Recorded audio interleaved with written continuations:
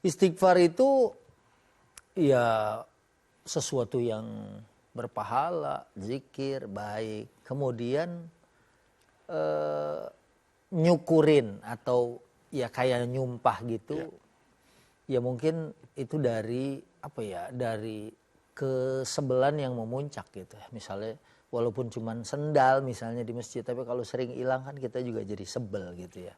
Tapi memang kalau kita ini menjadi dua sisi yang berbeda sesungguhnya antara istighfar dan kemudian itu kan sumpah serapah, syukur loh gitu kan, itu kan sesungguhnya sumpah serapah.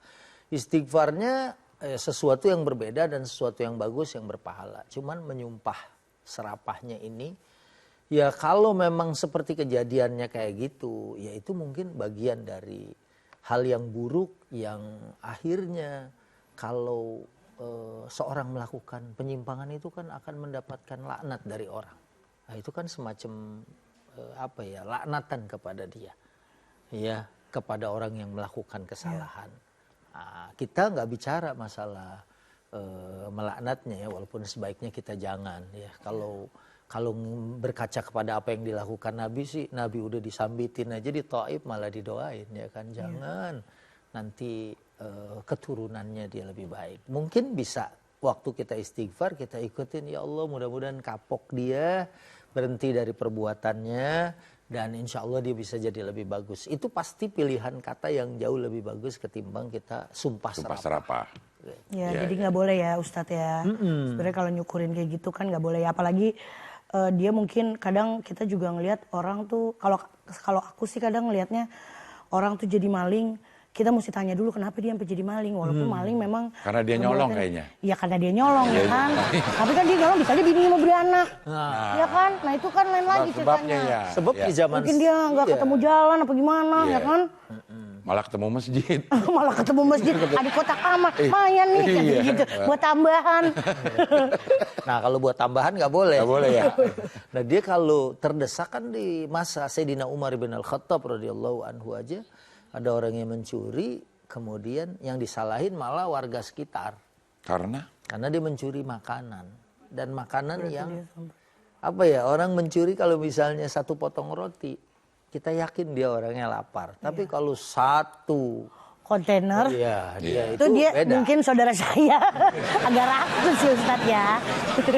Dia mungkin niatannya memang mencuri itu mau jadi cara dia mencari nafkah itu ya. Yang kena had atau yang kena hukuman yang berat gitu. Tapi kalau dia mengambilnya sepotong ya, dan kemudian itu berarti untuk mengganjal perutnya yang lapar, ya Sayyidina Umar bilang, ente kenapa sih sampai nggak peduli sama tetangganya sampai dia kelaparan seperti ini.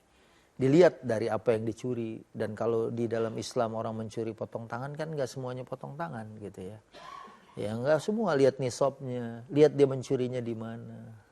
Ya, kalau misalnya mencurinya min hirzihi, artinya di tempat penyimpanannya, emang dia benar-benar profesional mau maling.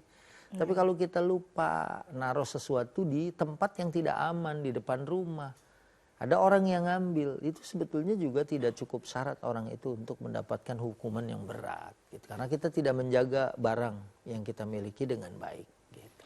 Kalau koruptor mah udah pasti itu ya. Karena dia ngambilnya ya itu niat, juga, bos. iya, itu niat, bos. Ngambilnya udah di tempat yang disimpan orang susah ngeluarin, tapi dia bisa gitu ya. Dan itu seandainya disedekahkan juga sedekahnya ya nggak bakal diterima oleh Allah Subhanahu Wa Taala. Berangkatin umroh orang, gitu. Tahu-tahu dari hasil korupsi, nggak ngaruh itu Ustaz? Ya orang yang diberangkatin sih alhamdulillah dia bisa tetap berangkat kan, cuman dianya tidak akan mendapatkan kebaikan. Pahala kebaikannya nggak ada. Bukan harta miliknya. Iya. Ada lagi mau Ada dong. Iya. Saya memang suka sekali bertanya, supaya tidak sesat lagi di jalan. Amin. Ya. Apakah kalau pertaubatan itu harus selalu disertai dengan istighfar, Ustaz? Jadi ini bolehlah kita bilang istighfar itu seperti dua sisi mata uang. Ya, artinya kayak koin kan, ada sisi sebelah kiri. Kalau dipisahin ya nggak jadi lagi jadi koin gitu kan. Karena dalam Hud ayat 3 nanti mungkin bisa kita lihat dalam surat Hud ayat 3 itu ada perintah untuk beristighfar dan untuk bertobat secara bersamaan. Karena at-taubah, taubat itu artinya adalah ar-ruju' ilallah, kembali kepada Allah. Sementara istighfar adalah thalabul maghfirah, memohonkan ampun. Nah, jadi antara ruju' ilallah, kembali kepada Allah, dan minta ampunan dan minta dihapuskan kesalahan, ini jadi kayak satu paket. Iya. Tadi Hud ayat 3, dan juga ada hadis yang menyebutkan bahwa Nabi bersabda, ya, inni la astaghfirullah wa atubu ilaihi fil yaumi, ya, aksar min sab'ina marratan. Nabi SAW dalam sehari semalam itu beristighfar dan bertobat kepada Allah Subhanahu wa taala aksar min sab'ina marratan, lebih banyak dari 70 kali. Wa fi riwayatin mi'a marrah, bahkan dalam riwayat yang lain Nabi bertaubat dan beristighfar itu 100 kali.